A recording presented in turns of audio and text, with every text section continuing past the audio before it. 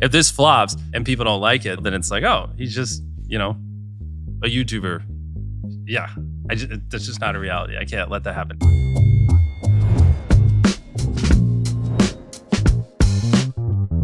This episode is brought to you by Spotter.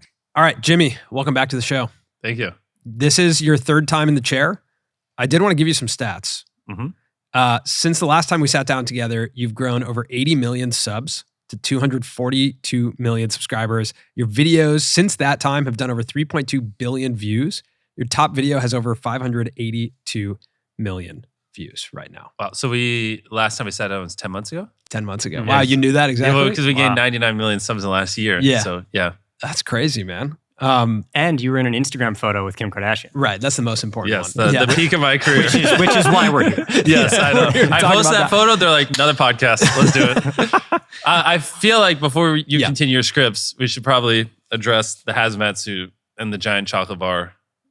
I didn't even notice. Yeah. Okay, well, that one's pretty obvious. That was just product placement. But this one, I have two people trapped in a bunker. And if they survive 100 days in there, they win $500,000. Like, we literally built like a real bunker. So I don't really know why, but I thought it'd be funny if I wore a hazmat suit every time I filmed there. So we were filming that before I came here. So that set was nice. Yeah. Obviously, we're going to talk about YouTube. We're going to talk about your main channel. We're going to talk about Feastables. But where we wanted to start was with a headline that everyone read, about a month ago. Uh-huh. YouTuber, I wonder what headline. What headline? YouTuber MrBeast reportedly in talks for competition series on Amazon's Prime Video in a deal worth $100 million. Mm-hmm. Care to comment?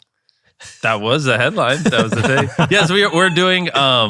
We've talked about it a lot. Yeah. We were doing a streaming show, and we're doing one with Prime. This is actually, we were going to do a press release, but I knew we were going to do this podcast, so I was like, let's just make this podcast a press release. So I don't know if that's the conventional way when you do shows like this, but we've.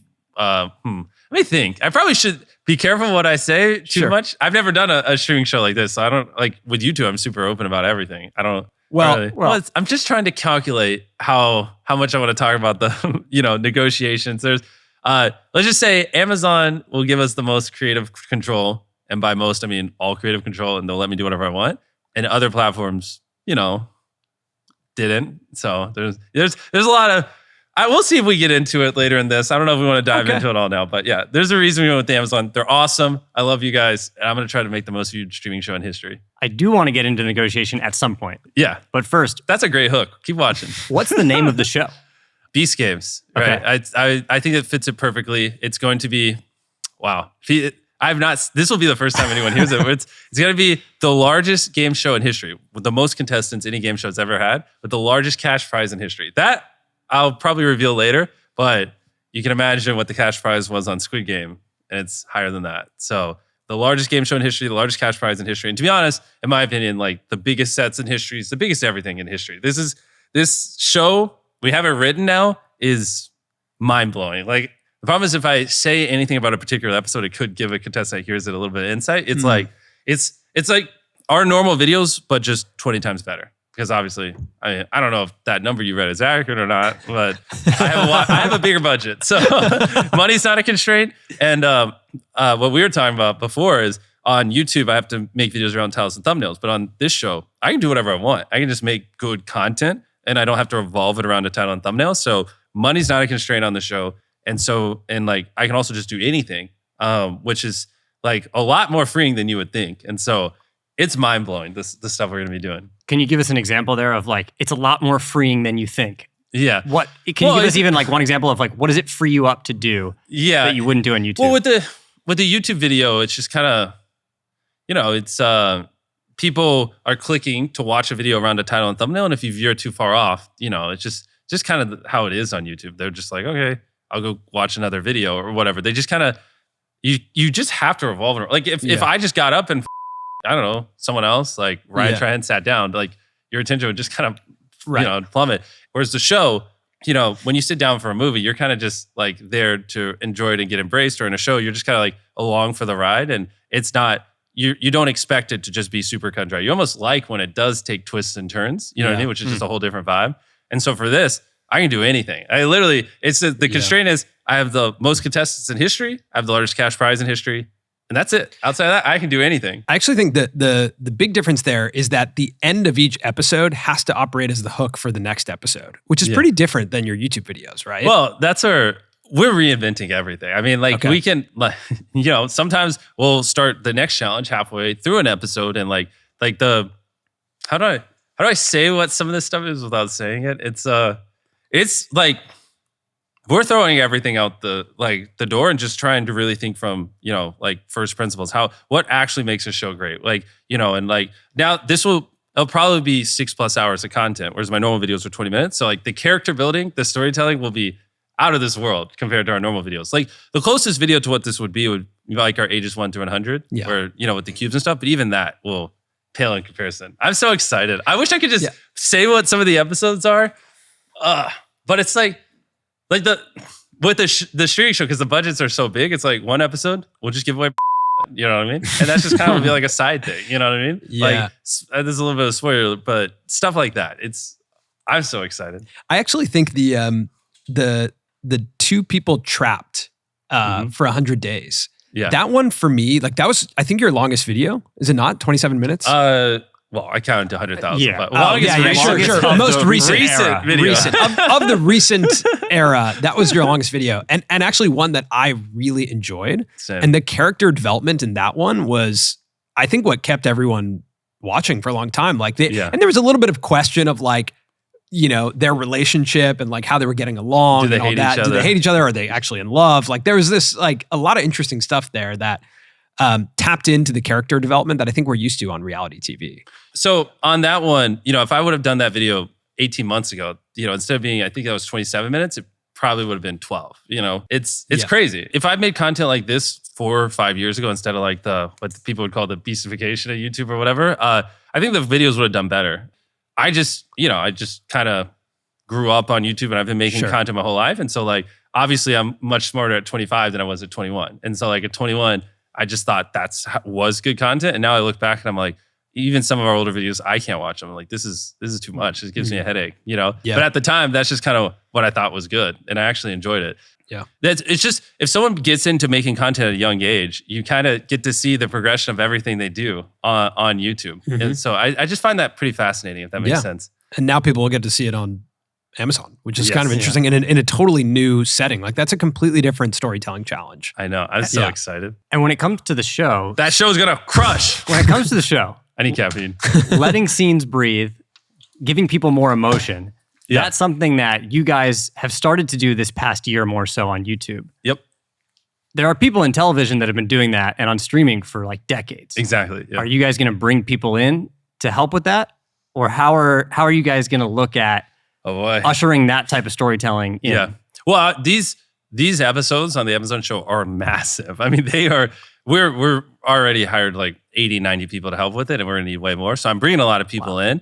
But no, it's going to be more in how we do our things the YouTube way. We're not going to take what we do and just completely change it all and just, you know, adapt to how the status quo is. It's going to be kind of a hybrid, because obviously there are things that, you know, game shows do well, but there are other things they don't. Like one thing I don't really like is like when there's a lot of action happening and they just cut to someone in a takeaway room clearly filmed after and talking about it. Like preferably, which we haven't filmed it yet, but ideally we'd be able to get those kind of emotions and thoughts in the midst of the challenge, right? Which takes a lot of forethought and a lot of skill, because, you know, these aren't scripted. And so like, if you miss the shot, well, then you have to go back and get it. So it's like one take, either you get it or you don't. And that's just like one of 100 examples of ways I want to innovate and adapt, because like, I know why they don't do it, because it's very hard, right? If it's not scripted, you know, how do you get these lines you want from people while they're doing this intense challenge? So you know, and then their heads, you can't. So then they just, after the show, they go, hey, say these things to a camera. And so cut from a challenge to them in a takeaway room.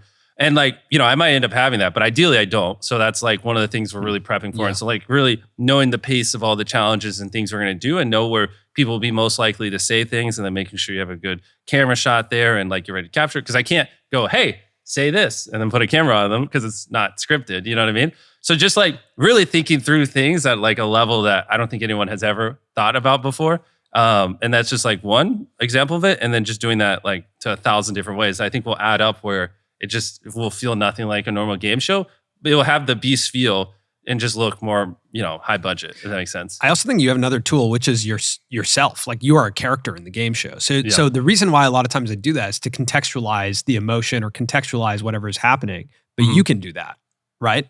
Yeah. I'm saying, like, with your voiceover or with even you as the host, like, if you miss some context, oftentimes you go over and do voiceover to explain what's going on in the scene. Yeah, well, right? ideally they're like paired together. It's like while it's happening, I'm talking to them. Because again, I would prefer to, while they're in the heat of the moment and feeling the emotion, I talk with them then and we get it like live as opposed to afterwards. But agreed. I mean, the big thing is the sets are just going to be things you've never seen before. I mean, it's actually crazy, the kind of stuff we're building. Oh my gosh. It's essentially like, because it'll be 10 or more episodes. I don't know like if we fully finalized the episode count yet, but like each one of these episodes will be bigger than the biggest YouTube video I've ever made. Right. So these are like we're talking monsters upon monsters of projects. Like picture our Squid Game, but like that's just a normal episode in this series. Like that's a bad episode. Right. You know what I mean? Like that's how far we're going with this, it's going to be pretty mind blowing. So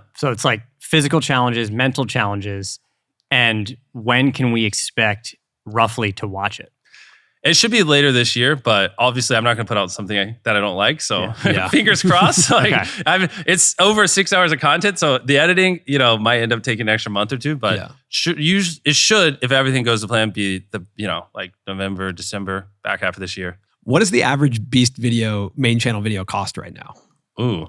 That's a fun one. Well, obviously it varies because 7 days on a deserted island is completely different than the video we're filming a couple of days where we have 100 people ages 1 through 100 and we're redoing that. So I think the average video right now is around $2.1 million just for the production of the video. And then obviously I have a lot of people that I pay and things like that. So if you include every cost, it's probably $3.5 million a video now. Which is, it's pretty expensive. You remember the first time we came out here and we sat with your mom and looked at your I finances? Do actually. Wait, what was the cost back then? I mean, there was videos that were around $200,000. Yeah, and $500,000 was high. $500,000 was high.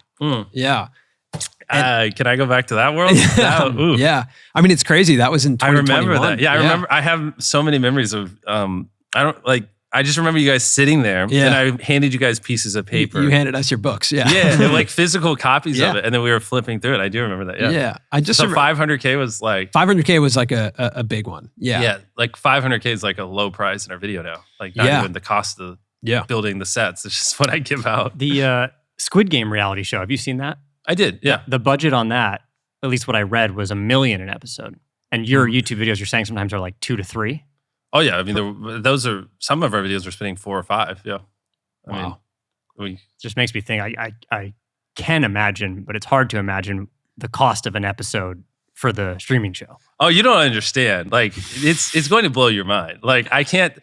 We should do one of these like the literal day after it goes live, so I can like explain like the costs and how we're building all these things. Like, I mean, I might build a city.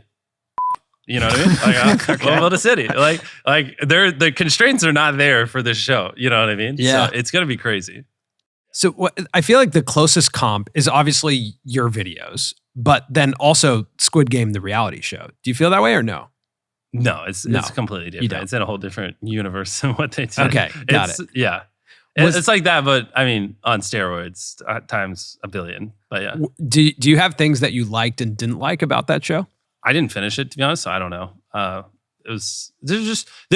thought they did good at building up certain characters, and there were like people at the start, the episodes I did watch that I was like, I really feel like I know this person, their personality, but then there'd just be like 25 minutes of them just in the bunk bedroom and nothing really progressed. And, I thought there were some very clever things they did. I thought they built some very interesting characters. I guess, I don't know, more the pacing, but also that's just for me personally. Other people might have liked the pacing, so. Yeah. Are there any unscripted shows out there that you watch or have watched in the past that you do like that have been a bit of inspiration for you? No, not really. I mean, what we're creating is just like a different animal than anything anyone's ever done. I mean, I've told you guys some of the episodes that, a little bit creative that I can't say, and it's just like, it just doesn't exist. Yeah. Like, it really doesn't. Yeah. So, no, I mean, to be honest, this will be interesting. It'll be very, very interesting. And how does it play with your YouTube? Like, will you still you'll upload YouTube videos at that time as well? And of course, how does the show, does it intermix with the YouTube channel, or how does that go? Yeah, well, we're gonna upload more main channel videos this year than last year, while doing that monster 10 episode or plus streaming shows. So no, I mean, I don't want it to mess with the YouTube channel in any way. That has always been my number one priority and always will be, because at the end of the day, we get 200 million views a video, and that's like why I'm able to do all this other stuff. So that's why we're hiring so many people to work specifically on the streaming show. And so I have like a literal mini army on it, and the YouTube videos also will be a great way to make people aware of it. So I want to also upload on YouTube around that same time as well. So I can be like, hey, we got more over here.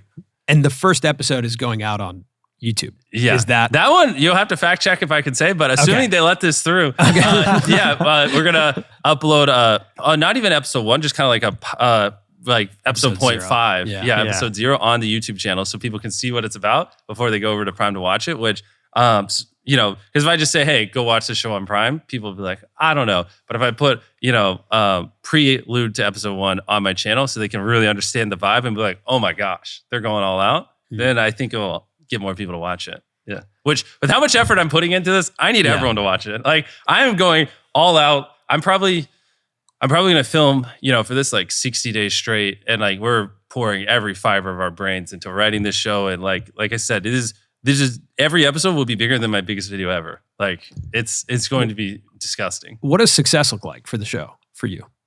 I mean, ultimately at the highest level, I just want people to enjoy it. So like, success would be people watch the show and they're like, that was awesome. Like, this is, they're not just like, obviously people will watch it because I'm making it, but watch the first episode. But ideally by the end, they're like, this was phenomenal. And regardless of Jimmy making it or anyone or a YouTuber making it, this was just like a phenomenal show and I deeply enjoyed it. Like, that's success. And that for as many people as possible. Got it.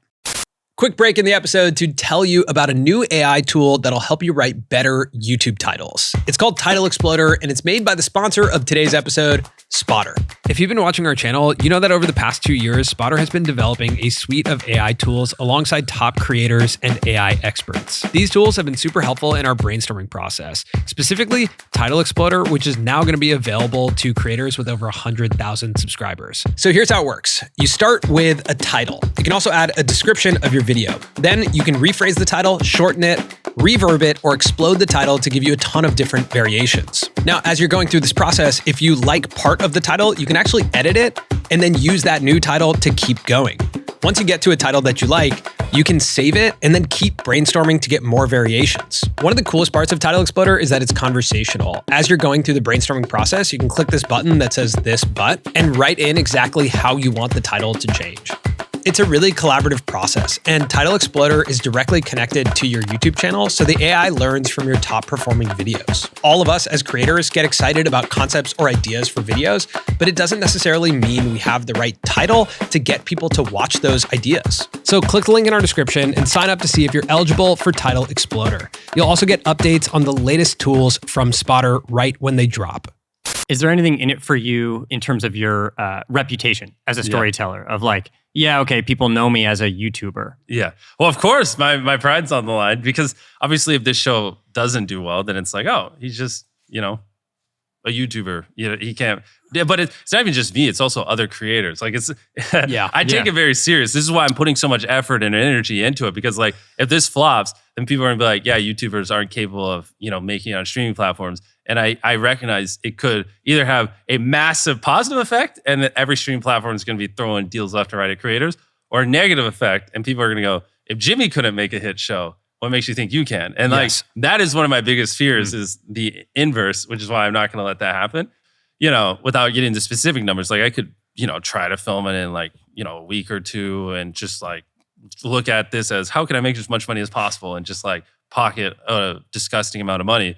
But that's not the goal here. The goal here is to make the greatest streaming show possible, so people, look at the YouTuber, economy, and it's like, wow, they can really move the needle. Yeah. You know what I mean? This is a big deal for that. This is like a historic deal in our space. And like in the past, creators and traditional media have tried things, but it's never really worked. I know. Right? It's never worked. And so this is like a historic moment, and also like an inflection point.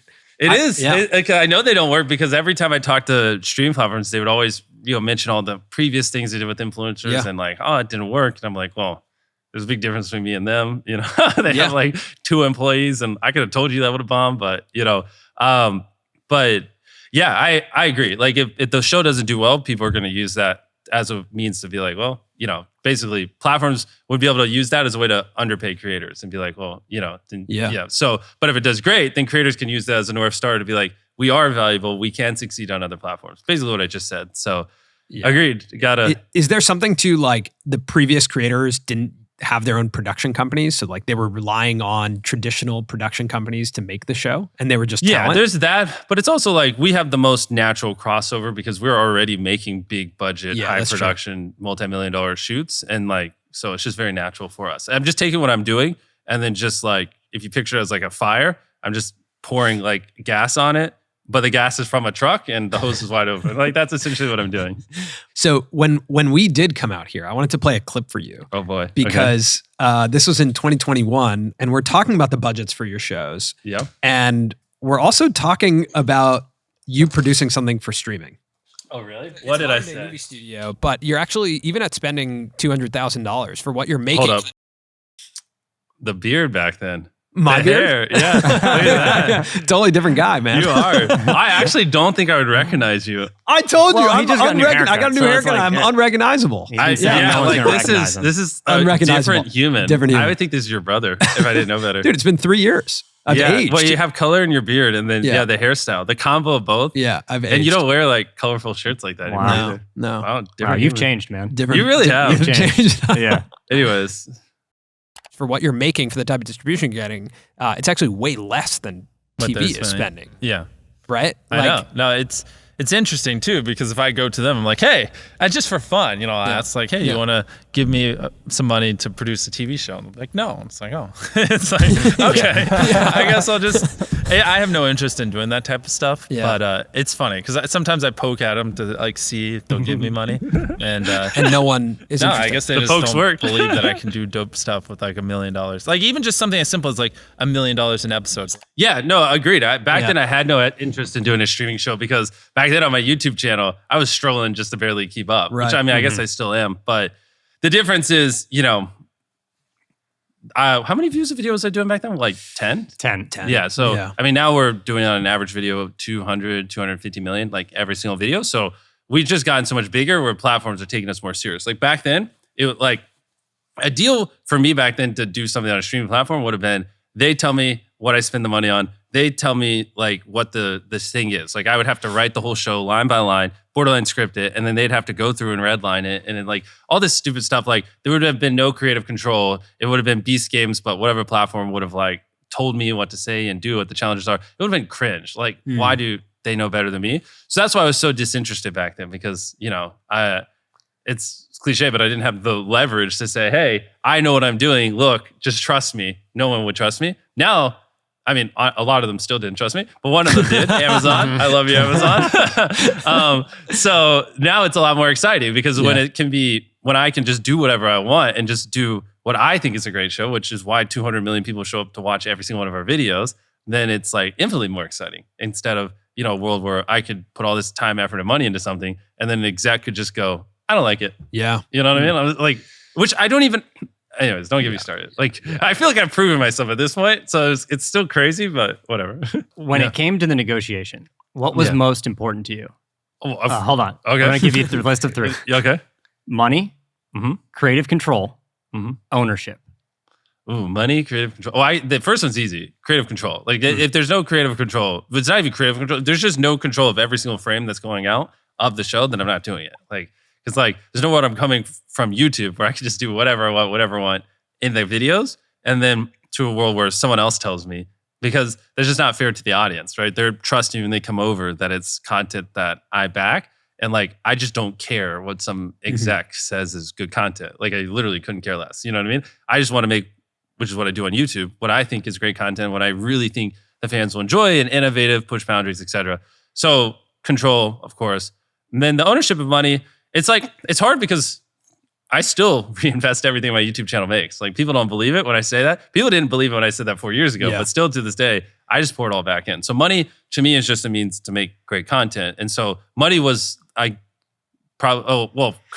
creative control and then control over the IP, of course, would be number 2, because obviously I don't want someone to be able to, but they're kind of the same thing because I don't want, so those two, yes. And then the money, I just want as much as possible so I can make the show as good as possible, but not from the standpoint of making money. So that would be the third, but it's also equally important because, an extra $20 million allows me to, make that prize pool way bigger and do a bunch of other stuff, I mentioned those 3 because I assume you got to a place where you're happy with all 3 of those. Oh, I'm very happy, yeah. And I feel like the reason that a lot of creators don't succeed when they work with a streamer or with traditional media is because they end up having to give up creative control. Yep. They don't have ownership over the IP. They create some new joint IP. Yep.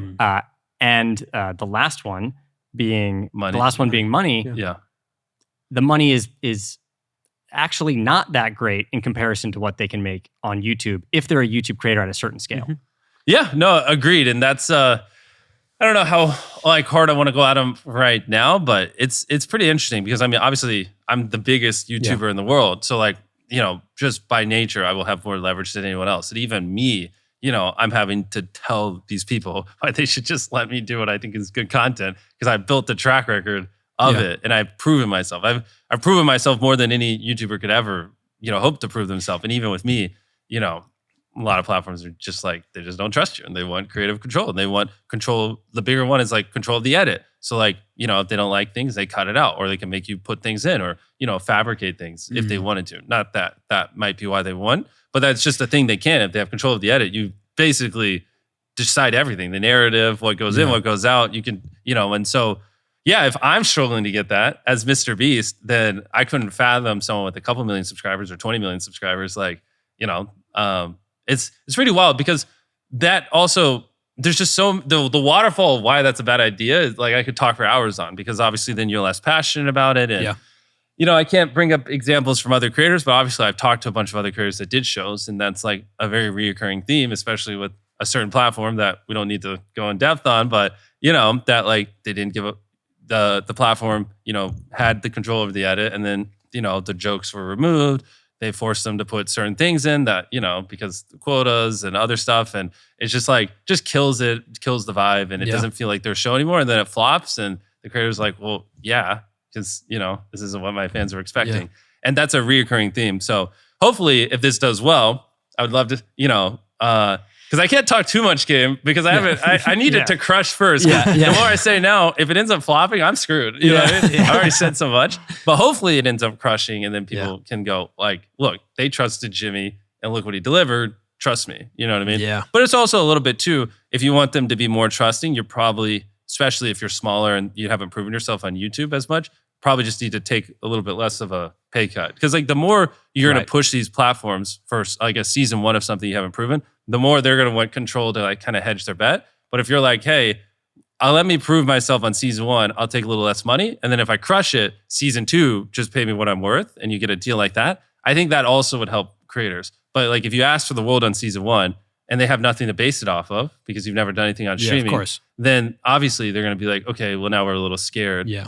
We want some control. But, so then just take your number, cut it in half, and then just say, hey, season 2, pay me what I'm worth. And then, in season 2, they'll be way more trusting because they have a thing they can reference, if that makes sense. So it is a little bit in negotiations there too. And a lot of creators haven't done these kind of high level, very intense, things. And there's very serious ramifications because some of these deals, they'll own the IP for 10 seasons. You know what I mean? And if you're making a season every 18 months, that's basically your life, Mm-hmm. And so there's they don't understand the ramifications of that and a bunch of other waterfall stuff. It's stuff we just don't deal with over here on YouTube. And the thought of really realizing if I signed the wrong deal and this show does well, they just own me. You know what I mean? Yeah. But so you got to negotiate very hard, which a lot of people makes them uncomfortable, Yeah. I'm assuming you were actively negotiating. Oh, of course. Sounds like. This is my first time stepping out of the YouTube lane. I've been 14 years nonstop this way. And I'm I'll go dip my toe over here a little bit, but it's very scary. Yeah. What did you learn about negotiating? I mean, most of it was what I said there. Because I could have obviously pushed for more and more money, but the more you push, the less control they're going to give you. So it's kind of hey, let me just prove myself and then we'll talk for season 2 and stuff like that. And also Amazon was just great. It's like, they're just letting me do whatever I think is great content and trusting me, and I love it. Did you like fly out and like sit in I'm trying to imagine the actual negotiation room. Were you like in like a big boardroom with them? I was with a certain one, but no, not Amazon. And the certain one, it was an interesting conversation, which you could probably pick up what I'm based off of everything I've been saying. But no, with Amazon, they just got it. They never really.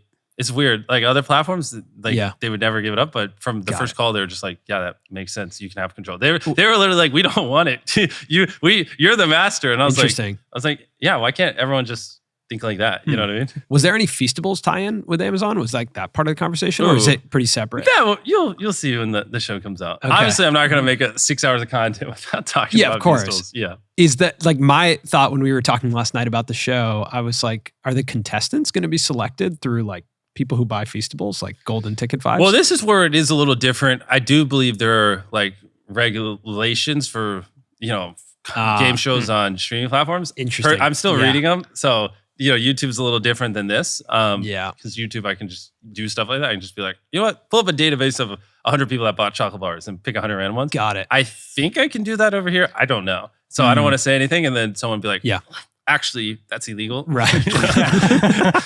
All lawyers wear glasses. Yeah.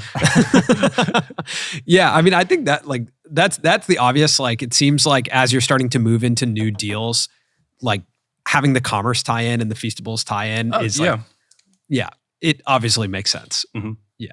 Oh wait, it's the camera over there. There we go. That's your camera. My bad. Yeah. I wasn't even in frame. I'm bad at this. So can you tell us what the prize is? You tease that. No. Okay. But it's the largest prize. It's the largest cash prize in history. Yeah. Yeah. My hope for the show, outside of it being the largest cash prize, outside of it having the most amount of people, is that it still feels very YouTube. Oh, it will. Having just watched your Abandoned video, 7 days. Yeah. There's a clip where you're flying a drone and you fly it and you land it right next to a cat. Yeah. Mark Rober's there as well. Like, my hope is that it's this really massive show at a crazy scale, but we still have cameos from creators at times.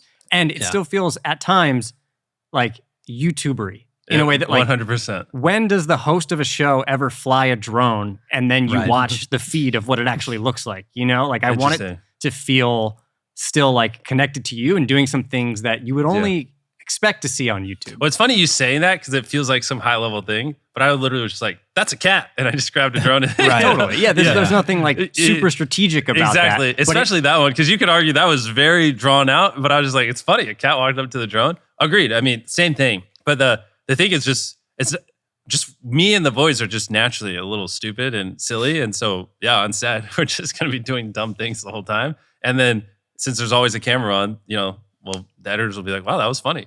And put it in. I mean, even just being at some main channel shoots today with you, like Chandler and Nolan were just actually making each other laugh. Yeah. And then it was being caught on camera and it was making me laugh too, just sitting there. And I was like, this is like the beauty of YouTube. And I really do hope it translates. I will say the other thing is that as we were talking about this interview, Colin and I were like, is Jimmy still a YouTuber? Like being on the, the cover of Time magazine, like where you're now, ending up and now having an Amazon streaming show, it's hard to wrap our heads around you being a YouTuber. And we were having this conversation with some of your team. Yeah. And then they showed us this picture. Oh gosh. Okay. This is you recording voiceover. Yep. With mattresses, like a makeshift VO booth. Yeah. For your most recent video. And I was like, this is YouTube. Of course. And that was one of your best performing, the VO ended up in one of your best performing videos. I mean, that's top 10 most viewed YouTube videos 24 hours in history, not music. Yeah. So, I mean, agreed. He's referencing, so I spent 7 days on a deserted island. Right after I finished, I had to do VO, but I couldn't go to a booth or anything. So we just set up a booth in a random hotel room on a random island. And I had to crank it out so we could quickly throw it in before the video went up. I mean, I still film, some months 25 days out of the month. And then the 5 days I'm not filming, I still got to do voiceovers and all this other stuff. So, I'm about as YouTuber as it gets. Yeah, I know. I'm more of a YouTube, spend more time filming than probably any other YouTuber on the planet. And this setup is like DIY. And it's like one of the most, like you just said, one of the most watched videos on the platform. And it's like traditional media can't like comprehend that, right? Like that VO can just be recorded on the go and it's like, just makes it into we literally just took all the blankets and pillows and put it up and just had this little microphone, threw it in there. Because if not, we wouldn't have uploaded. So, you got to do what you got to do. When we talk about scale, Prime Video has like 220 million subscribers. Okay. It seems low. I think it had more. Does it have more? I thought it was closer to 300. Okay. So around, let's say 300 million then. Yeah. That's still, your most viewed video is, 580. Yeah. Do you, like, when you think about like scale, what do you think about when it comes to like going on a streaming platform where the ceiling is actually potentially lower than it is on YouTube, right? Well, that's one of the beauties of Amazon is a lot of people do have Amazon Prime. And what's interesting is like, you could say the same thing about Squid Game, right? Like probably back then only 200 million people had Netflix accounts, but somehow everyone on the planet watched Squid Game. You know what I mean? So a lot of people, a lot of households have one account. So a lot of people go watch it with their friends or whatever. So it's like, for the most part, that applies to most shows, but like the shows that really do well and crush, for some reason, they somehow manage to just kind of transcend that barrier a little bit. Obviously, it happens a little more on Netflix than it does other platforms, but more people know about The Boys than like actively probably watch shows on Amazon Video, if that makes sense. Yeah. So it's I'm hoping I can get to that point where it's, I don't know, people just find a way to watch it. Like that's an if it's a interesting great point. show, they just do, Yeah, because essentially you can think about it as like if someone has a Prime Video account, there might be 4 people in the household. Exactly. Right. So, and obviously a lot of people sign up for Prime too. So, which would be great because then season 2, I could have a bigger budget and go even crazier. Right. Is it all going to be dropped at once, all 10 episodes, or it's not weekly, is it? I'll be honest, I haven't put any thought into it. I've put thought into is like, how do I make this the greatest show ever? I haven't even thought of that. What would you prefer? Or what do you prefer as a viewer? Do you Honestly, like to binge? At some point, I'll probably look at the data and just kind of do whatever the data says people like. I don't know if people like the anticipation of waiting and talking about it, especially contestant-based stuff and theorizing. Yeah. So I will want whatever makes the best experience. Yeah.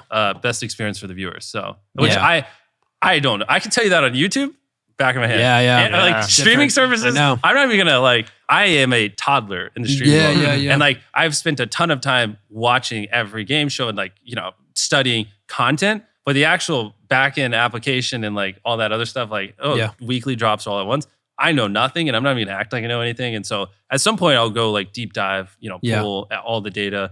Amazon will probably give me, anything I want and help me with that and then figure it out. But like right now, because we got to shoot in a couple months, like we had to like make sure we have, just the perfect, greatest, most insane episodes ever with that concepts. And then now we're starting to like bring them to life. And it's like, it's also one thing to write like a, episode that you're going to spend $10 million on and build like 20 just ginormous, massive sets and all these inner workings and, just to think of it and like the, even just, but then like to actually build it, it's like, it's just a whole different animal. And so like, we got to start that process now because we're going to fail a lot. Again, it's like every episode is going to be like our biggest YouTube video ever.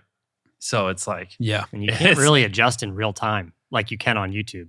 Yeah. Like video to video on YouTube, you could probably make some pretty drastic changes. Oh no, we will. Like just in the sense of like, this is what we do. Like nothing ever turns out how you want. And the thing is something can always be better. It literally can't. Like an episode, you can never like write an episode and say, this is factually perfect. Like, so even the day before, you're going to be looking at the sets and be like, actually, this could look better this way, or we could tweak this, or actually, if the lighting was there, that would hit this vibe. Like all the way up into the literal millisecond of filming, we're going to be like, optimizing and making it look better and blah, blah, blah. Because the thing is, it's never, something you film is never like, okay, it's now perfect. It's just, it's close enough to perfect where I don't care to spend more time fixing it, right? It's like this, but it can always be better. It's But once the 10 are locked, they're locked, right? And they just start coming out. Once they're filmed, Like if you start to understand some data about how people perceive episode 1, episode 2. Oh yeah, that stuff 100%. Exactly. There's nothing you can do if it's in episodes 3, 4, of course, 5. Especially because it's unscripted. I mean, whatever happens. I can't change it. Yeah. Is there any on the streaming show on the Amazon shows? I love how you keep bringing it back. I'm very curious about it. It's like it's such a new thing. Yeah, and maybe it doesn't feel as new to you, but if you zoom, I've been in the weeds on this project for so long. But if you zoom out, it's a really big deal. Like it really is. And again, as factually and metaphorically, factually, it is the biggest deal in our space, but metaphorically, it's a big deal. I think to us because we've been on YouTube for so long and fascinated by this space for so long. And this convergence event feels like it hasn't happened feels yet. like a bigger deal to other people than me because a lot of creators have always been like, saw YouTube as a launch pad to stuff like this. Yeah. Whereas for me, I mean, if I never did a streaming show, I'd be like, all right, you know, business as usual. For the last 14 years, like, I just want to be the biggest YouTuber in the world. You know what I mean? Yeah. So maybe that's why it doesn't, like, people keep saying that. Everyone's like, they're just so like emotional over the show. And they're like, dude, this is such a big deal. And I'm like, I literally make like mini movies every 2 weeks. Like I've been doing this for years now. Like it's like it's funny that I was expecting, but I thought we were going to come here and everyone was going to be like Amazon. It's Amazon week. Like this is the Amazon week, and then you realize everyone's like focused on today, tomorrow, the day after, and the next 2 weeks. Tomorrow, the day and you have after. a lot of shoots over the next 2 weeks for main channel. But that's where if an Amazon's employee watching, though, don't you worry. I'm all in. I'm going to make this the greatest show you've ever had. I'm putting every ounce of brain power we have, and it will be phenomenal. So don't worry. I got you. And I am very bullish. I do think it's going to be a big part of our future. But, you know. I know Samir asked, like, do you see yourself as a YouTuber? And I think about that of like, yeah, everyone's always thought of you as a YouTuber and probably still does. Yeah. But 10 years from now, when you've got Feastables, I wonder, do people think, oh, MrBeast, he's the chocolate guy? Or do people think, you know, let's say the Amazon show goes really well and you launch an entire studio of unscripted television, streaming, whatever. Do people think, oh, that's more of like kind of a Hollywood style? I'm always going to be a YouTuber first. I love this platform. This platform is what made me who I am. And this is my number one focus, and it always will be. Because at the end of the day, like, you know, anything behind a paywall just will never be as big as something free like YouTube. Like, I hope to keep our viewership growing, and I'm all in on YouTube. So, like, there's YouTube, everything else below it, and nothing else will ever be more important to me than YouTube. Like, because that's what got me here, and I'm not letting up now. I'm all in. I don't even care if the platform starts dying. I'm a YouTuber till death. Like, that's the thing I always want to keep as my North Star, because like that just stupid obsession of that. Is what got me here. And I do believe it will keep taking me to other places, Here's my question. The majority of all of the space that you have here is dedicated to YouTube for the most part. Yeah. Where are you going to shoot the show? Like where? The problem is if I said it would give away things, and also people would camp out there, but it'll make sense when you see it. It's a monster of a project. It's a lot of people. So yeah, it's going to, we haven't even got to spend too much time together because we've been working so much. But our studio over there, the other campus, we're building an expansion on the back. Yeah. It's 2 times bigger. So that won't be done in time for this. But when we do season 2, I will have a lot of space. And is that in mind? I mean, we saw the mock-ups of it. Are you announcing season 2? Well, I mean, that's assuming season 1 does well. If season 1 doesn't do well, then I'm just gonna cry and hope no one ever remembers it. Yeah, I mean, we saw the mock-ups of the new studio. Yeah, well, but that's mostly for the videos. So obviously, I mean, I've said this before, but our biggest bottleneck is space because, like ages 1 through 100, those 100 cubes, that took up 40,000 square feet, like almost all over our studio. And so it's just like, if I want to upload more, and like, we're trying to get to the point where we eventually upload 3 videos a month, and, if I can find the time and not go insane, 4 videos a month weekly. That's my end goal, but that would be hard because I film on average like 6-7 days of video. So that would mean I'm literally filming every single day I'm awake. Right. So I don't know if we'll ever take it that far, but even then, let's say we need to work on 6 videos. I've told you this before, and 1 video takes up the entire studio space, which is, because our sets are so big and we go so all out when building these things. Like these are monster projects and they take months and months to build everything and make it look good.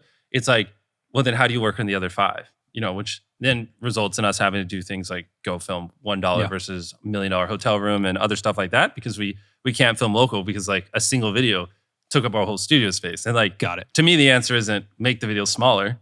I don't want to do that. Yeah. So that's like been a problem. And so that's why we're building more space so I can like do 2 or 3 really, really big, epic set build spectacles, which I really love doing. And it's really fun because you can be super creative. And I like just seeing the vision come to life at the same time. Yeah. So, and when you build this, from what we've heard, it'll be the largest soundstage in North America.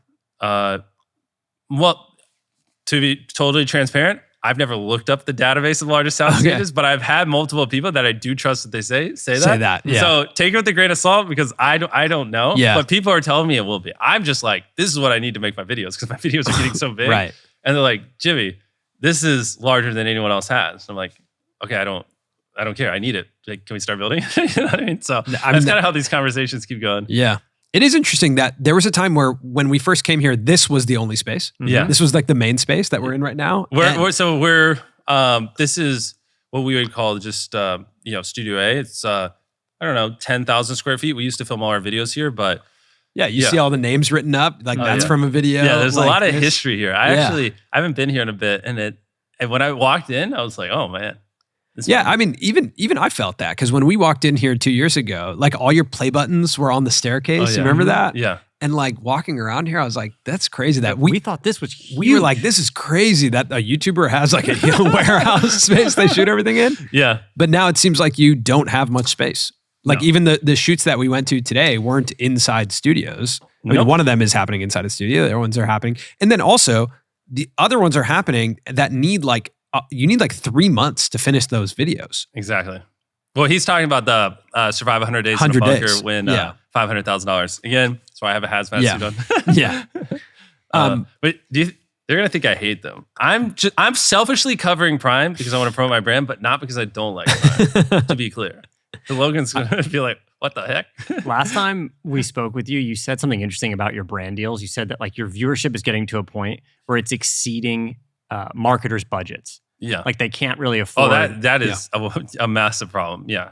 And when I hear you say that some of your videos take like $3-4 million, the cost of the video seems like it keeps going up. Yeah. Yeah. I know you have Feastables, but how do the economics make sense? Well, luckily, as I spend more, the views go up as well. So that seems to help. I'd have to look at the data. It's been a little while, but I'm pretty sure we're doing over 200 million views. We're doing, I think in the first 30 days, the average video right now does 140 million views in the first 30. And then the first year, I think it does like 220. So it's just like, name one other avenue in the entire world right now where you could reach 220 million people. Literally. Yeah. It's not possible. It's literally the only way to reach that amount of people. Even, you could do the Super Bowl, but, which also works very well if you want to target Americans. The beauty of us too is we're literally all over the world. So like, you can like, factually get something in front of literal percentage points of the human population when you sponsor one of my videos. So like people who really want a global presence, it's like perfect. You know what I mean? It's just worth a lot of money to them. So advertising is making more sense. It's definitely going up. Yeah. It's like the thing is basically my brand deals for the videos are just basically go up as like overall the world realizes YouTubers are valuable and their marketing budgets go up because it's just basically 2024, we're going to allocate more to spending on YouTube videos, which means there's just more for me to make. But it's like, obviously these companies, they just have a set amount of money and they just can't really go above it. So I just kind of go, my brand deal rates are just whatever people have, So when we pulled some of like your videos and the kind of general categories, I would say, of the videos in the past couple months. And then when you and I were sitting down together in Montana at Spotter Summit, you showed me the thumbnail mocks basically for the whole year. Yep. Right? All the videos planned out. Yep. And there... You could have taken a screenshot of that and printed views. You could have predicted trends before they popped up. But, well, I mean, what's interesting to me is that I sat next to you and I was like, well, dude, some of these aren't the trends that worked last year for you. Like you're doing new things. Mm-hmm. And I found that to be really interesting that like... I have so many new concepts this year. Oh, you're going to get me so excited. I asked you about $1 versus. I was like, why aren't any more? Like what's going on? You were like, well, that's done. Yeah. And I thought it was really interesting that like that is a really, I mean, that format performs really well for you. Yeah, it crushes. But it's some of the literal most viewed videos in the history of YouTube. Yeah. I think Plane Ticket's one of the most viewed videos, well, you can look at, you can see the most viewed videos on the entire platform the last 365 days. Well, you can't see. I don't even know what I can see. So wait, we can't. Here, let me just pull it up so I don't actually misspeak. Hold up. Let's see. So these are the most viewed videos on the entire platform last year. This is an ad by Google, so obviously it's inflated. So if you remove the Google ad, the most viewed video in the last 365 days on the entire platform is $1 versus $500,000 private jet or whatever plane ticket. Mm-hmm. Yeah. And the second most viewed video on the entire platform was ages 1 to 100. Yeah. So 348 million views. No video in the last 365 days on YouTube got more than 348 million views. That's excluding music, obviously. Right. Yeah. So that to me is interesting. Then, and number 6 is $1 versus $1 million yacht. And number 10 is $1 versus $100 million car. And number 14 is $1 versus $250,000 vacation. Yeah, I mean, they're all up here. These are all world record videos. And do you don't have any $1 versus plan? No, I'm not doing them anymore. Because when do you abandon a format that's working that well? Well, at the end of the day, it's just like the way every year we've had formats that do really well. But if I just, if I kept doing the formats that were crushing back in 2020, I wouldn't be where I am now. Eventually they would fizzle out. I'm a big believer in like ending on a format while, it's not too old. And if I did and that's not to say I won't do another $1 versus, I might do one here and there. But for the most part, like if I did another, I think we probably did 7 or 8, and all 7 or 8 just absolutely just went, nuclear. Yeah. But if I did like another 5, it's just like probably around the 3rd or 4th, people would start to be like, okay, like I've seen 10 of these. Like, Jimmy, how many times do I need to see you look at something that costs $1 and then go look at something expensive? Like, I kind of get the gist. And the ultimate problem is I only can upload so many videos, and we have so many viral, great like ideas that I want to bring to life that it's like, for other creators, I don't recommend you do what I do. You should probably milk the formats more, but there's just like so many videos I want to film and like so many different ideas that no one else is doing that I want to bring to the table that it's like, I don't want to do 15 of those because like those other 8 that I would do, I could have done something more original and creative. Like I already gave the world like what I had in that format, if that makes sense. And like people feel that energy and that keeps them excited because it's always fresh and new. And like, that's why the viewership keeps coming up, Yeah,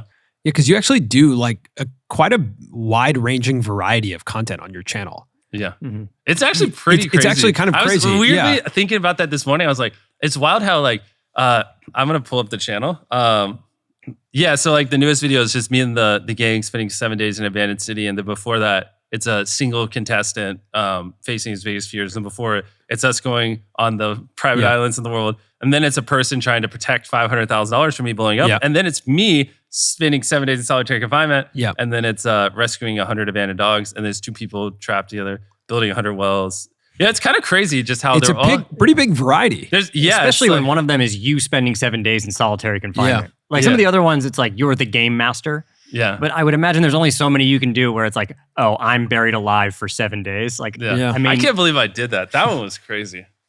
Buried alive and solitary. Solitary was rough. Can we expect to see anything like that in the Amazon show where you're actually putting yourself? The only problem is that it wouldn't fit because the whole point is down to the one to win the world's largest cash prize. So I'm always down for a challenge. And I like doing those because it shows that I will never put someone through something that I wouldn't do myself. And I actually mean it. You know what I mean? I'll bury myself alive for a month, you know what I mean, to prove a point. I prefer not to, but I can't do it. I think you should put yourself in some sort of challenge and have the contestants bet on whether they think you can do it or not. Future me, when you watch this, write that down. I think there might be something there. Or just me, or maybe not even me, but just the gang, like being a part of it, which I'm thinking through the episode. There's a little bit of that in there. I think it's just like, it's the competitive advantage. Mm-hmm. Yeah, it's just, I have to be careful because there's so much just disgusting amount of money on the line that I don't want people to think I'm like influencing it or being biased. And so if I'm involved in any way, then you could be like, well, Jimmy did this because of this, or you would never. So if I am, it has to be in a way where it's like random or I can't see them or I don't know. Like I understand that. Yeah. Like imagine you lose, millions upon millions of dollars because, I just do something that's not fair. You couldn't last another day doing something. Because I just like pointed and said like, you're out. Or I did something that like, so yeah, it's just a delicate line because there's so much money on the line on that show. You gotta. Yeah, that makes sense. So can we talk about why your most recent video, Trapped on an Abandoned Island or exploring the 7 days abandoned city, like why do you think it's performing how it's performing? Because it's performing really well right now. Yeah. Well, one thing I'll say at the start, because I might forget, is we had the guest doves on it. Do you know who it was? Yes. So I went through. So if you guys don't know what Jimmy's talking about, if you go to like the multi-language audio on your video, I was poking through it this morning, and it has all the normal languages, right? I mean, not normal. It has 14 languages. Only 14? It has more now. Okay, I was gonna say it should be 20. Yeah, it has a ton of languages just scrolling through, and then it says Klingon. Yep. And then it says Zulu. I was like, what? what's Klingon? And I clicked it, and that's a guest dub from Fede, right? No, that one's Who's that? Oh, that's MythPat? Yeah, MythPat. He did a guest dub, and like actually, if you look at it, like 15% of my comments are about him. Doing the dubs. And the 2 videos ago before that, we had Fede, which a lot of you might not know who he is unless you do dubs, which you should, unless you hate views. Then a lot of you will. He's a large Spanish-speaking creator. He did my voice on a video, and like 20% of my comments were about it. And it added like his audio track on that video got like 5 million views. Like 5 million people clicked on the wheel, switched it to his language to listen to him voice act me. Because it's a really interesting idea to have other YouTubers voice act you. Did he promote it? Obviously, like say he mentioned it, yes. Okay. But I mean, his fans, which is just smart. Like that's Well, and I did some stuff for his channel, and so it also helped him as well. But he's just like, there are a lot of people just really love Fede and MythPat. And so it's just like it's kind of like a win-win. It's a cool idea. Cross-pollinating. Yeah. Is that something? Is the Amazon show dubbed? Oh, of course. It'll be dubbed. Most of my audience doesn't speak English anymore. So if it's not dubbed, there can be a lot of confused people. And what's the impact of dubbing on the channel right now? Like how many more views do you think are happening because of dubs? The problem is I'm not if you would have asked me like a year ago, I would know all this. I'm so like just filming all the time. I'm not as in the weeds, but we have a large Spanish speaking audience. We have a large Japanese speaking audience. We have, trying to think of some of the other hotspots. Portuguese. I mean, just honestly all over the world. Yeah. Dubs are crushing on our channel. Yeah. Yeah. We got to start dubbing. I mean, this one's a great one because this will have the most natural flow in because, because it'll get recommended against my videos and people will watch it. I think that would make this the first dubbed video on our channel. You never dubbed the last one? We talked about it. We literally walked down a street at 2 a.m. in pitch black. Look, we're still working on putting graphics on the screen when you bring them up, man. Like, give us some time. That was crazy. I have a memory of it. It was like just a blinking street light. Yeah, it was super dark, super late. We saw a turtle on the side of the road, and I'm explaining to them why they need to dub the podcast. True. You're right. And I was like, you're not going to do it. And they didn't. But this time, we'll see. This time, maybe. Okay, wait. So hold on. There is no maybe. This time, this time we have to. Because that way I can be like, look at the difference. Yes. Okay. This most recent video, like the one thing I did think that was interesting, you tweeted obviously kind of like a big magnum opus version of a tweet of like, it's time to slow down videos, all YouTubers, let's chill out a bit. I do feel like what you did in 30 seconds in the intro is what you used to do in 10 seconds. Yes. In this intro. It doesn't feel like it, but the intros are definitely way less overstimulating. They're still fast-paced. There's still a bit of like, we're here on this, like there's like the style of talking, there's the text. It's louder, you borderline yelling, agreed. But then there's these interesting moments where like there's like a sweeping drone shot after 30 seconds and it just slows down a bit. And then there's a part in the middle where you explain the history of the island. And it's kind of unlike anything I've seen in your videos before. Yeah, so I was interested, like, do you feel like, because when I looked at this video, the main thing that stuck out to me was actually the thumbnail. Yeah, it was great. The thumbnail was really different. I know. And I love it. What do you think it's like that mix or like what? This is a really well-performing video for you. The thumbnail is more based in realism. Yeah, it is, which, I want to make my thumbnails more real over time. It's just, there's so much to do, but that's one of the things we're obsessing over now. And I think we just nailed it perfectly on the abandoned city. But in the content, that's I think what I said 10 months ago. Yeah. Like, what's interesting is like 10 months ago, that was when we really just started going all in on it. And we had a couple videos under our belt, like the ages 1 through 100, I believe, maybe like one other. Now we've had a bunch and it's like, I'm seeing the impact, like grocery store, like that is I think that's 25 minutes or something. I don't know, might be misquoting it, but it's a long video. We really built up that guy. And just let a lot of things breathe, and the retention was phenomenal. I mean, that video is almost on 200 million views. Same thing with Trapped Together. So that format did really well, just like making the videos longer, letting things breathe, letting you really get to know the character, and just like adding a little more depth to it. And same thing with the 7 days videos, everything. Like my average video probably used to be like 11 minutes, and now they're closer to 20. Like I've factually almost doubled like the length of my content, and which is a big deal. Like no one really notices it because it's just kind of like subtle. Like the videos went from like 12 to 13 to 15 to 20, 25 over time. But like my videos are twice as long as they used to be. And they're like 30, 40% slower than they used to be. And I'm yelling probably 50, 60% less than I used to. Which MrBeast with 50% less yelling. Yeah, I know. Which I mean, like I looked at the old videos, I'm like, I don't even know why I was yelling. I don't know. I just that was just what I did. I think it's because like I used to not wear a lapel, and so I would talk really loud to the camera mic, and I just kind of I didn't even realize that was a habit. And like our old videos were screaming, we're yelling too. Yeah, and I catch myself sometimes I'm filming, and I'll just like start talking absurdly loud, and I'm like, I don't even know why I'm doing that. It's kind of like an old habit. So we kind of just like, you know, and these are all things people, you know, used to tell me and give me feedback on the videos saying they're too fast paced, and it was just like I just wasn't, you know, good enough to know how to like act on that information, because it's just something you have to learn over time, and it's a skill set I never learned. And so we're just so much better at all of it now, and it just took time for me to really figure out and how to do it my way, not like you know, like I could have easily done what someone in traditional would have, but it was like figuring out how to slow down a video, but at a MrBeast style, because they still are fast paced, but they're like, they're slow compared to my old stuff, but this is how it should have always been. You know what I mean? I feel like we hit a good medium now where it is just very, very enjoyable, and you feel something and you leave more fulfilled watching the content, and it doesn't like hurt your head to like keep up because it's so quick.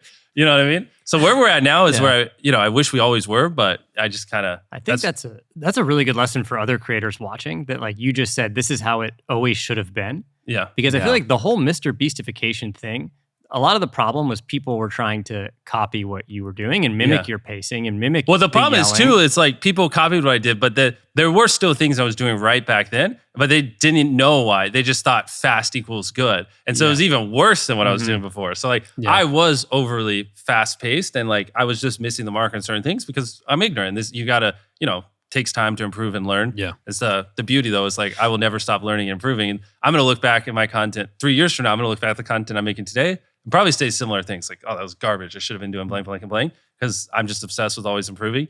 And but yeah, back then, you know, they were a little too fast, all these other stuff, lacked a little bit of depth here and there and storytelling. And so that's me. But then these other people, they don't even know like the things I was doing well. They couldn't even recognize that. So they're just like, you know, just deducing fast equals good, loud equals good. You know what I mean? And so it's an even more extrapolated out deductions from my videos. And yeah, it was a lot of content. I mean, honestly, I'm a little grateful for it, because it's what really made me take serious, like slowing things down, because I would watch a lot of other, like, I guess people would call it like MrBeast clones or whatever. And it would like physically hurt my head. And I'd be like, I just don't understand why this has 1 million views. And I was like, is this how people perceive my content? Because if so, like, this is bad, because like I like sometimes would put a video on like 0.75 speed and like turn the volume down. And I'm like, this is aggressive, you know? When I watch these like MrBeast clones, I can't think of like a better thing to call it.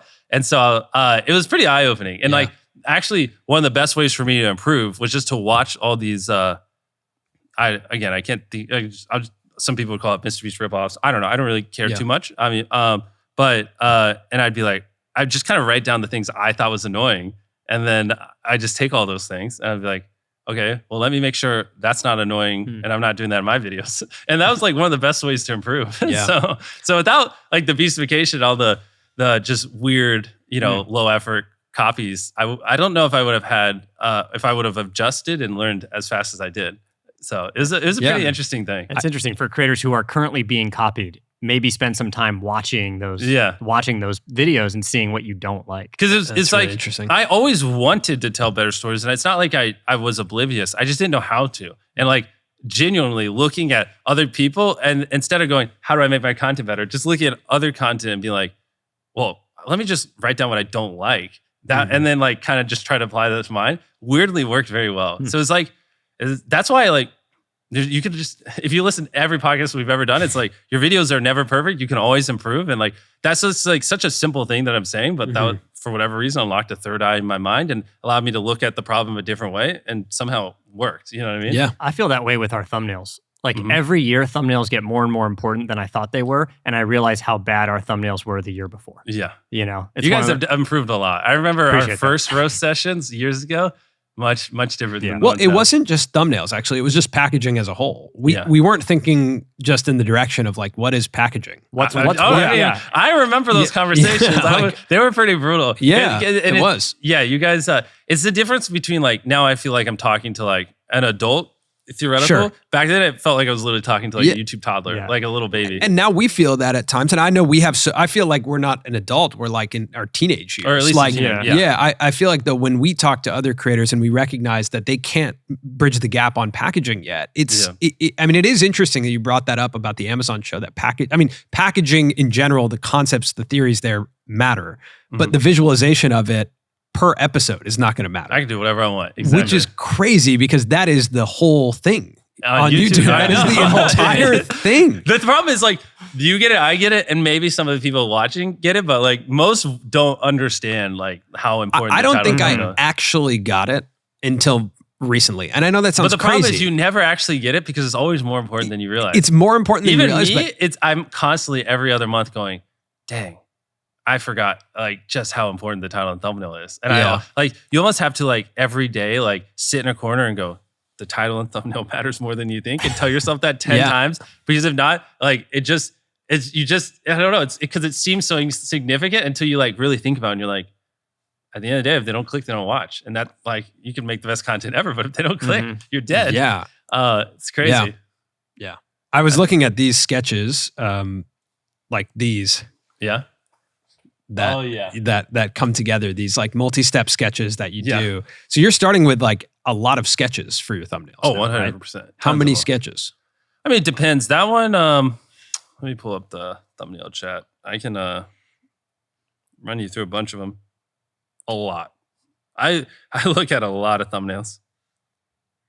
It is funny, that concept of like every year you realize, like it almost sounds like dumb and cliche to keep saying it, that packaging matters. But I feel like every year we've realized it's like it's on another level. So we never used this one. But look at that. Oh, that one's really cool. Is that for this week? No, we didn't even A/B test it yet. We'll A/B test it next week. That one's really cool. That's the one that won the A/B test. Yeah. That one lost the A/B test. That one's cool, but it doesn't like. What do you think of that one? That one's cool, but it doesn't look like you. Does that make sense? Like, well, it's definitely, it's like further away and like not as much contrast on your face. Agreed. And it's the buildings are more the focus. I know this is subtle, but I couldn't believe in your thumbnail for your most recent video that you were wearing a maroon jacket. I know. It was so weird. I know that's ridiculous to say. It was very weird. But if you look at your other thumbnails, it's like, wow, that is a bright red jacket. These are real images of me. Like that was the only time I've ever worn a jacket like that in my whole life. Interesting. Like the photo shoot, I was like, you look borderline like you got styled in that. Yeah, I know. I actually, honestly, we could jump into that. Like when we were doing that thumbnail shit, I was like, man, I should dress like this all the time. And then 2 seconds later, I forgot it ever existed. Look at you now. Brought it up. So wait, what? Look at you now. What, this isn't stylish? What? This isn't fashion? For the record, we were wearing them too, and we took them off. So. Wait, so why you're telling me if I took this off, the Feastables shirt, this isn't culture? I can't tell what's more culture, the Feastables shirt or the hazmat suit. It is funny though, like that is completely different aesthetic. Those like earth tones, that's like toned down. Yeah, everything's toned down. This is now. Well, I've been so focused on storytelling, like the content. Now we're setting our sights more on like cleaning up the thumbnails. Like the first step was like, it was just like on the content. I realized like, oh, we're too quick, and people want more story, more depth, and that went great. The first thing I did on thumbnails was like, let me just close my mouth, right? Because I do that whole open mouth thing. Yeah. I don't know. I thought that was just what people wanted. But I always saw people kind of complaining about it. And I was like, all right, I'll address it. And I finally got around to doing an A/B test where it was just me smiling or just a normal face instead of the overly expressed open mouth. And every A/B test, the like less over the top cringe expression won. And I was like, oh, I've been doing this for quite a while. I need to go fix that. And so it's and it's kind of funny because in hindsight, once I started closing my mouth and smiling and making it a little less cringe, a lot of other creators started switching over, and I was like, ooh, probably should have done that sooner. But so I mean, people like look at us and for the most part copy a lot of what we do, and obviously not everything I do is perfect. So that's a good example. And so that was step one. The next thing is trying to make the thumbnails look a little more realistic and like just take them to the next level. And so Abandoned City, I think, got it right. We're still going to miss the mark on future ones, but I think like that is like a good indicator of like where I want the thumbnails to go. Yeah. Do you think more realistic thumbnails that are toned down, slower videos will mean that less younger viewers will watch?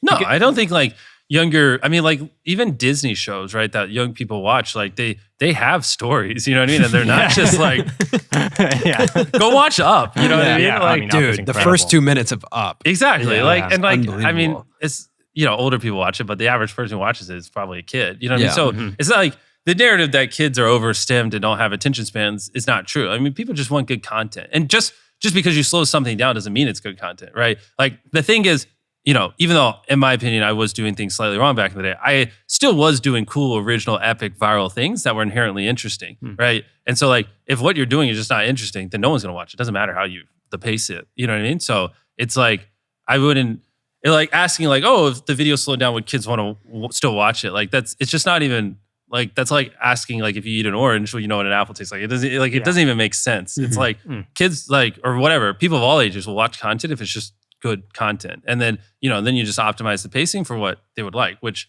it just needs to kind of fit, what doesn't hurt your head. Yeah. So dubbing is something I've been thinking about. Is like dubbing is a form of syndication where it's like taking the same video and then being able to distribute it in other ways. Yeah.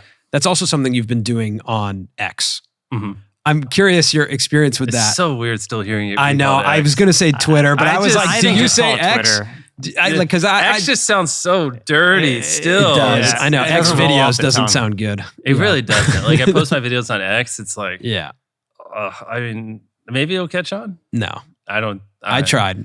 Yeah. I've tried a few times. Yeah. It doesn't hit. It's Twitter. Yeah. Even when you said it. Yeah. And I've heard it many times. It still caused a little bit of a repulse in my head. It's just like, it's like, I don't even want to go into it. I don't think it's the best, especially with videos. It just sounds even worse. Like it sounds terrible. Like, I posted on X. It's like fine, but when you say like I posted a video on X, it's just that's a very dirty connotation. Of course it is. Yeah.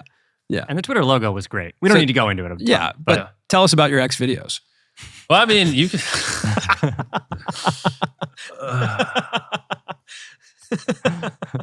Just cut the pod there. Is this the end? Have we reached the end? No, but I closed my eyes and I was like, oh, I'm tired.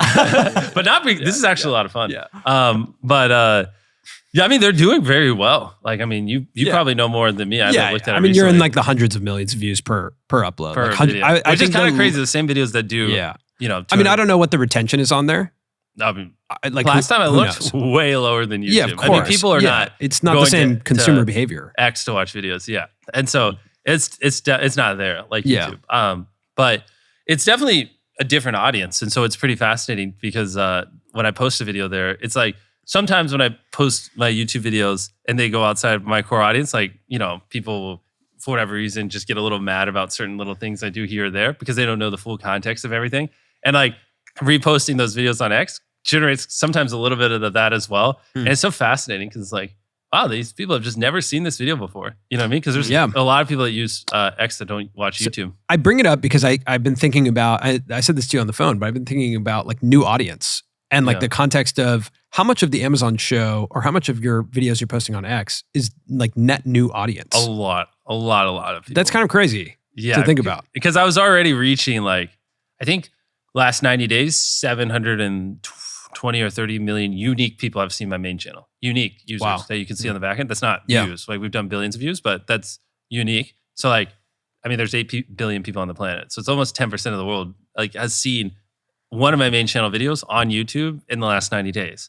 And like, which is pretty wild when you think about it. But then, I post a video over there and there are millions, some of them even tens of millions of people who have seen it, who have still never seen a MrBeast video. It's pretty crazy. But we're definitely like, I've started posting more on Instagram and those have been taking off. And now we've got multiple videos on X that have done over 100 million views. And then obviously YouTube we've been crushing. So, and TikTok, we have been crushing. So we're definitely hitting the point now where it's pretty gnarly the amount of people who see my face and see my content. And it's just a different world. Like, now than it was before, which I think I said last time I was on the podcast. And it's more always 10 months later. It's a different world. Like you say people who now know your face, like a different world because of your exposure, like every 10 to 12 months. It's just a lot of people know who I am. I mean, it's like of all ages, like a lot of people still assume that it's only kids that watch my content, but I mean, I take photos with 30-year-olds, 40-year-olds, 50-year-olds, 60-year-olds. Like, I mean, people of all demographics know who I am. I mean,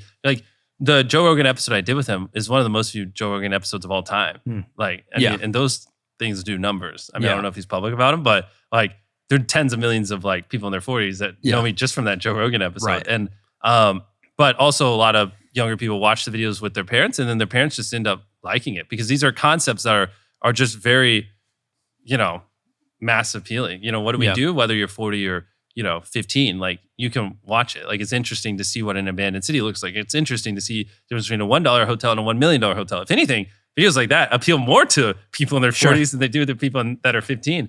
And so it's just like, some things just take time, right? There's a difference between pulling theoretically 100 million views a video for a year and pulling that kind of viewership for years. And like, it just, compounds and grows on you on itself. And just so many people have seen my content now that it just like is a different world. Like everywhere I go, like people recognize me of every culture, age, everything. What about Kim Kardashian?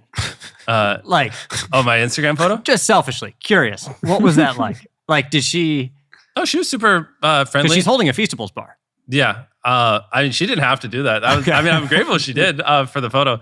No, I just bumped into her at the Super Bowl, and she had seen some of our videos, which I was like, I don't even know if she's going to know who I am. But she maybe it's because of her kids. I don't know. But maybe also because of Pete. Pete was, that's right. He was, I never even connected those dots. Yeah. So you got it. Well, so she was asked a couple of questions about some of the stuff we do. And I was just asking her about how her stuff is going on. I mean, it was Super Bowl, it's loud. So it's a couple of minutes, but I mean, she seems super chill. It was fun. It's always, in a different environment, where I could actually talk to, people of that caliber. It's always fun because, for the most part, I just work all day. Yeah. So it's always nice to like see other people who are in similar situations and just like, it just feels, it's very relieving to like be surrounded by other people who kind of get it. Because, so. Can we talk about, just back to X? Yeah. What do you think, is there opportunity for video to work there on that platform? And if so, how? Like, what's your advice to the platform on? Well, so the thing is like, part of why my videos do well with dubs and stuff is because the content transcends, culture, blah, blah. Like I keep saying, people of any age can watch it. So that's why no matter what platform I put my content on, it always does well because it's just like no matter whoever you are, you can watch it. That doesn't apply to 99.9% of people. And so that's where I don't know how, like a lot of on X, like how things do well is people retweet it and it just hits a lot of people. It's not very targeted. So if you have like niche-based content, it's a lot harder to like hit that audience, especially because they don't really have an algorithm for videos yet, etc. So the answer is it's honestly probably the wild, wild west, and they just need like a year or two to like build it out. Why aren't you posting shorts there? Like short form content? I could. I didn't really think about it. I mean, it kind of started because I was curious how much revenue the video would do, and then now I just do it because it gives me more money to spend on my videos. So. Also, why not? Like it's the one of the few ways that's like you already I did it and it got over 100 million views, and I was like, okay, why not post another one? And I got 100 million views, and I was like, I guess I'll post another one. And got 100 million views. And I don't know if they just keep doing it because they just keep getting views. Yeah, I feel like the short form content would do well there too. Yeah, I could give it a try. Like, let's try it out. I literally haven't even thought about that. So this is now more of a revenue question, but CNBC reported that you were doing somewhere between $600 and $700 million last year. Last year, no. But I think they might have said that's what they thought we would do this year. Okay, got it. Yeah. But anyways, I don't know. I reinvest everything. So, and I mean, I guess the revenue I do is a little irrelevant to me because I just spend it all. I don't make money. I mean, I can see that. Like, I also just spending time with you. I have no idea when you would spend money. I don't have the time to. And also on what? I'm like, literally, I'm at the point where I'm like, it's anytime I want something, I have to like slightly spend less on a video because that's how hardcore we go. Right. And like, it has to come from somewhere. So I'm like, can I maybe spend a little bit less on this video so I can, get a new car because my car has these problems. It's kind of funny the life I live. Because I have technically full control over everything. I know. And no one's pointing a gun to my head and making me reinvest all. It's just like, I don't even know why. You have full control, but you've built a situation where you barely, like, you're not in control in a certain way where you're right. You're like, the inertia of everything I'm doing just kind of goes forward. And it's like I don't. You get in the car and I'm like, what's happening next? You're like, just Just come. I don't know. Let's go. I really don't. I know I'm doing something important, but I just like, yeah. I guess the question for me was like, when do you become like you're closing in on becoming $1 billion company? In revenue? Yeah. The problem is I don't like to talk about money because people don't understand. They're just going to assume I have tons of money. Understand. I really like we throw it all back. Like I at one point earlier this year, my personal net worth was negative because I had a tax bill and so I had to like spend a little bit less on videos so I could like pay myself some money, which was annoying because then I had to pay taxes on the money I pay myself. So then I had to pay myself more money just so I could cover my tax bill. So I'm like a little, I own my house, but outside I'm kind of like net neutral right now in my personal life. So hopefully my videos don't just stop getting watched. Yeah. The tax bill, that's good. Because I was going to ask you it seems like everything is just generally going well. I was going to ask you what's not going well for you right now. What's not going well? Yeah, or what's like my hard sleep schedule. What's hard for you right now? I mean, this is a lot. It's I was pushing myself to my limit when I was just growing the YouTube channel because obviously we've grew faster than any YouTube channel ever in history, and that was hard. But now doing that again, like we talked about before, while doing the streaming show, while trying to lift weights. I mean, because I used to be like fat as hell, and I'm working on that, and that's still a struggle. And then while building Feastables at the same time, it's like I'm essentially doing what I was doing before, and I was already at my limit, going harder than any human could, like not listening to music, not playing video games, not doing shows, just full on obsessed. But now I'm doing that kind of across 4 things. Yeah. And it's a lot. It's very, very like intense. And, and this is one thing I've always said is like, creators shouldn't emulate me and want to be me. Like this is the lifestyle I'm living. Like, I mean, I don't think anyone would really find fun. I mean, I don't know. I'm just a little different, and it's there are hundreds upon hundreds of people that like, if I just take weekends off and I don't film, like it would be hard to pay them, because we go so intense. Like there's a lot of pressure on my back. There's a lot of people that depend on me in my own company that feed their families. There are 100 million people that, everything I put out, they watch and they have a very high expectation. Yeah. And so it's a lot. It's a lot of pressure. It's a lot of money. It's a lot of people that depend on me. It's a lot of eyeballs. It's a lot of everything. And to have all that and to just also go nonstop every waking hour of the day, it's pretty intense. But weirdly, this is just, I'm in control. And like, this is just the life I,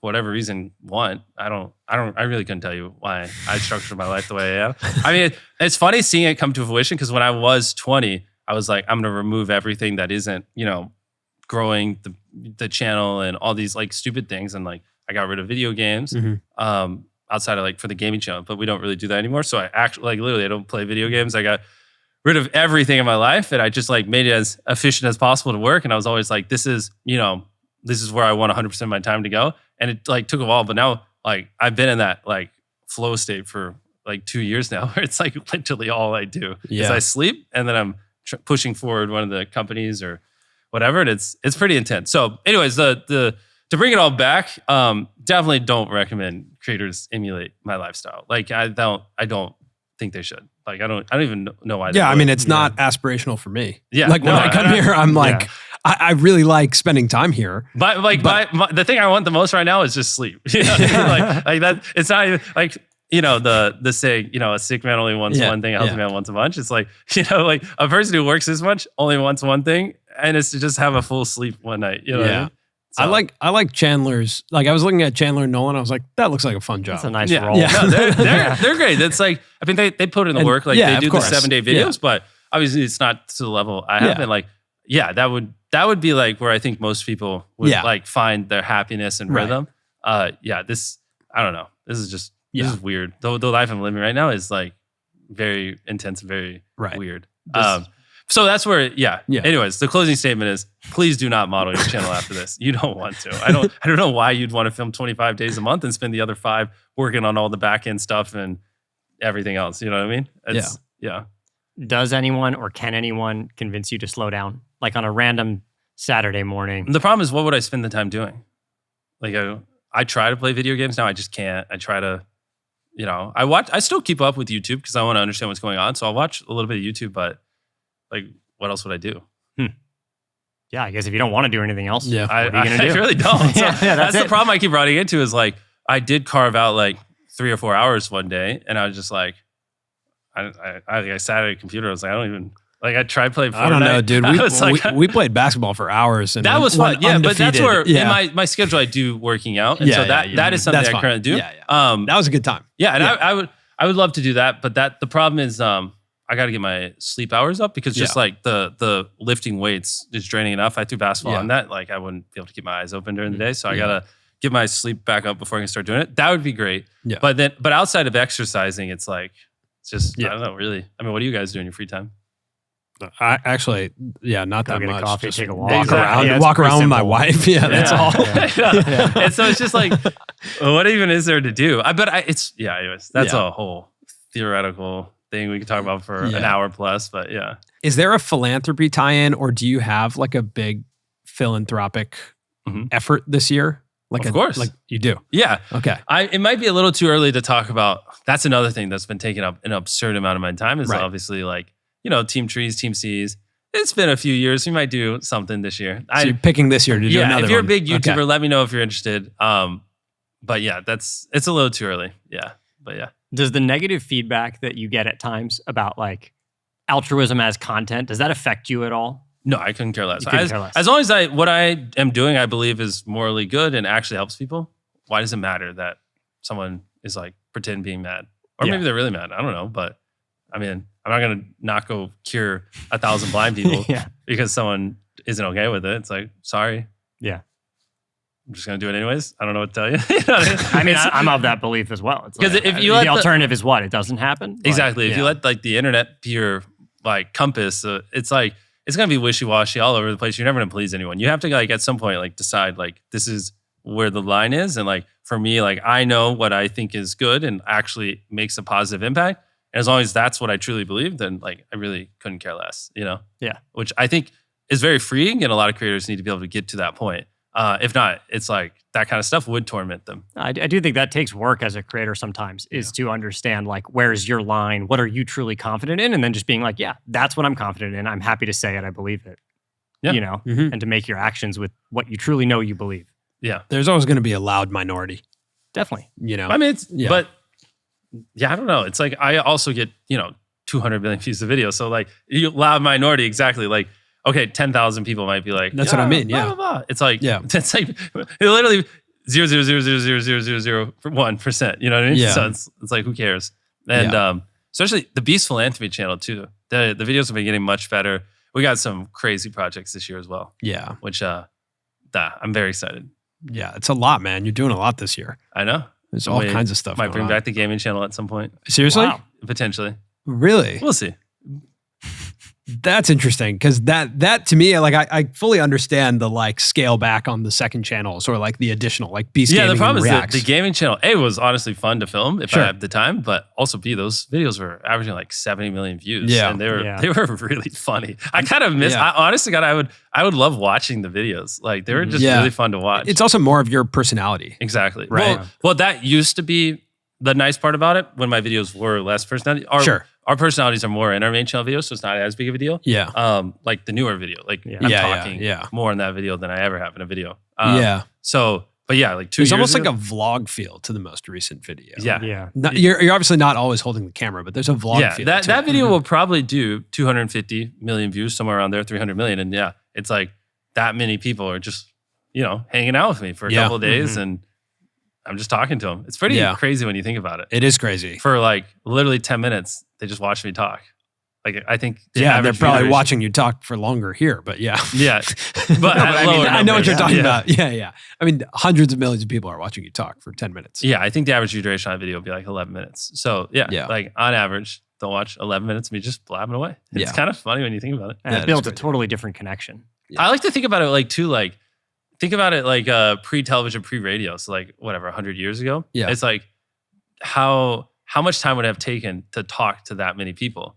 Like forever. You know, imagine like even if you filled coliseums, like it would take your entire life just to reach. It's so fascinating what the internet has done in such a short amount of time. You can film something and reach more people than people 100 years ago could have reached in their entire life if that's all they did in just a single YouTube video. Yeah. It's pretty interesting. There's going to be a lot of YouTube content around the Amazon show, I think. Oh, 100%. Like imagine the finalists. People reacting I'm going to have a lot of YouTubers in it. I mean, a lot. Ludwig's going to react to it live. Everyone's going to be, it's going to be, everywhere. A lot of YouTubers will be in that. And a lot of celebrities will be in it too. I wish I can't say them, but a lot of celebrities. People are going to, like that, the trailer, I could literally just list the people in it and people would be like, this is the greatest thing ever. Like just not even show any content, just be a slideshow of the names of the people that will be in the show. And like people are going to lose their minds. So it's like, I'm not like leaving any stone unturned. Look, think of all the people, like celebrities we started having in our videos. Think of that times like 10. I'm going as hard as I can to get as many people that everyone would find interesting as possible. It's great. I'm just excited because the buck stops with you and everyone knows who you are. It's very different than like a lot of the reality shows out there where it's like, if a reality show or an unscripted show, a competition series is bad, I'm just like, all right, next. Yeah. There's so much more on the line. It's kind of like boxing, not as this is your YouTube This is my version of YouTube boxing that you get in the ring and you either come out victorious or you look like a dork and you just got the piss knocked out of you in front of millions of people and like, it's winners take all in terms of like brand in boxing. So a little bit like that for me here. It's like I'm putting it all on the line, and either like there is no failure. Like if it doesn't do well and people don't like it, then it's like, that's just not a reality. I can't let that happen. It has to be a phenomenal show. All right. Let's see what happens. I agree. Right, well, this was fun. Thanks for having me. This was fun, man. Yeah. We'll see you next year. I'm going to go to bed. Yeah. Time to go get some sleep.